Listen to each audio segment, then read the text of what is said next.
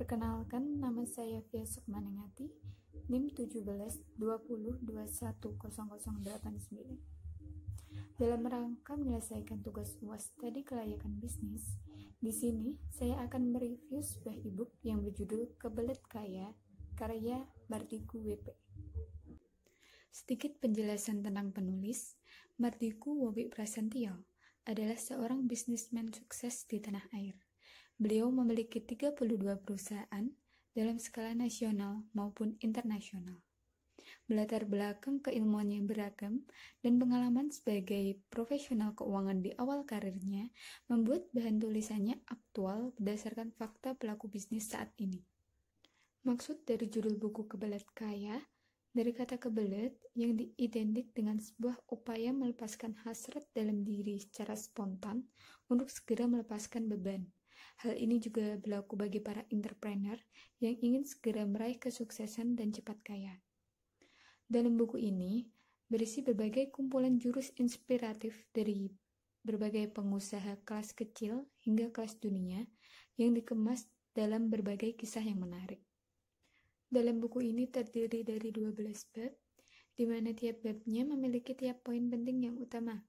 Dalam bab 1, menjelaskan dengan subjudul bagaimana memulainya, terdiri dari 6 poin penting. Yang pertama yaitu, berani itu munculnya dari dalam. Di sini, syarat utama untuk menjadi seorang entrepreneur yaitu jadi dulu. Kita harus memberanikan diri untuk menjadi seorang pengusaha yang andal. Yang kedua, lakukan segera. Tidak menunda waktu yang sama saja dengan menunda kesempatan. Yang ketiga, menguasai secara detail. Yang keempat, berbeda itu strategi.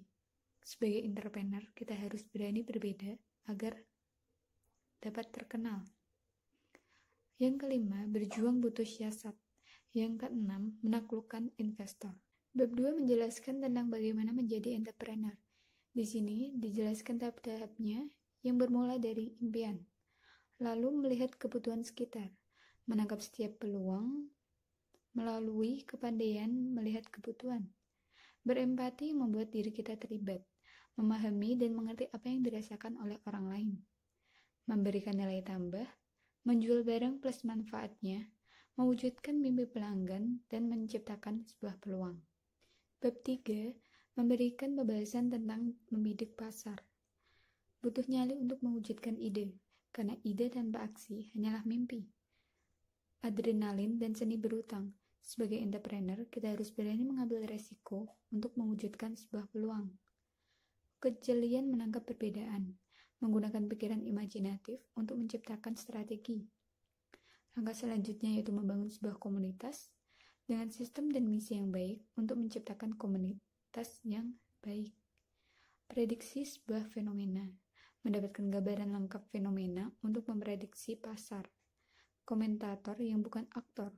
Maksud dari sini yaitu segera bertindak melihat peluang. Bab 4 menjelaskan tentang hati seorang entrepreneur.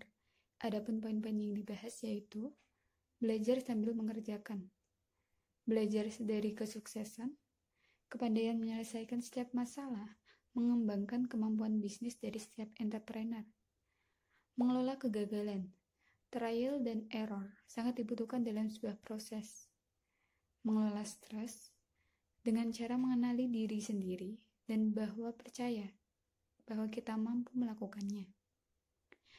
Fokus pada masalah dan mencari cara terbaik untuk mengatasinya. Bab 5 menjelaskan tentang pola pikir entrepreneur. Yang pertama yaitu selalu di pinggir jurang. Maksudnya, kita harus menghargai sebuah proses dan hasil melalui peluang dan tantangan. Selanjutnya memanfaatkan resiko. Cerdas melihat peluang, dan jangan cepat puas akan hasil yang sudah kita dapatkan. Dalam bab 7, menjelaskan tentang zero prinsip entrepreneur. Dimulai dari nol, jujur dalam berbisnis, memiliki zero mind atau pengosongan pikiran. Bab 8, memberikan penjelasan tentang berbisnis tanpa uang tunai. Bukan mencari, tetapi dicari oleh modal. Sebagai entrepreneur, kita harus memiliki kredibilitas yang baik, sehingga kelayakan bisnis dapat dinilai. Kerjasama modal. Modal tidak hanya berupa uang, melainkan juga modal berupa keahlian. Bagi hasil yang menguntungkan, menjadi perantara atau broker. Entrepreneur harus membangun jaringan dengan para pengusaha yang sukses untuk mendapatkan modal. Barter dengan pemasok. Sepakat karena saling menguntungkan melalui barter dengan nilai barang yang tidak berwujud. Multifungsi. Sebagai entrepreneur, kita harus memiliki banyak kemampuan, banyak bisa, sehingga dapat menguntungkan. Bab 9 membahas tentang darah entrepreneur. Poin pertama yaitu penilai karakter yang baik. Sebagai entrepreneur, kita harus memilih mitra atau pegawai dengan intuisi dan pengalaman. Yang kedua yaitu orientasi pada pelayanan. Pelayanan yang prima dan memberikan kenyamanan akan memberikan simpati dan kepuasan dari pelanggan. Yang ketiga, mencintai apa yang kita kerjakan untuk dapat fokus. Yang keempat, memikat promosi.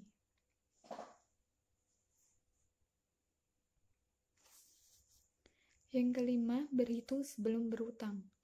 Sistem kredit membutuhkan sebuah ketelitian. Yang keenam, memilih orang yang tepat. Teliti dalam merekrut mitra bisnis atau karyawan dan memberikan tugas sesuai dengan kemampuan mereka masing-masing. Yang ketujuh, mencari dan menciptakan usaha. 8. Peluang membutuhkan kecepatan. Yang kesembilan, sosialisasi dan promosi. Sosialisasi yang baik menjadi sarana promosi yang bagus dan kita tidak membutuhkan biaya yang banyak untuk beriklan. Yang terakhir, pandangan jauh ke depan. Bab 10 memberikan penjelasan tentang aturan main entrepreneur. Adapun poin-poin yang diutarakan yaitu berpikir positif, tidak pelit ilmu, fenomena magis. Yang dimaksud fenomena magis di sini yaitu bagi seorang entrepreneur, kita tidak perlu mempercayai adanya fenomena magis tersebut. Guru yang terbaik adalah diri sendiri dan tentunya Tuhan Yang Maha Esa.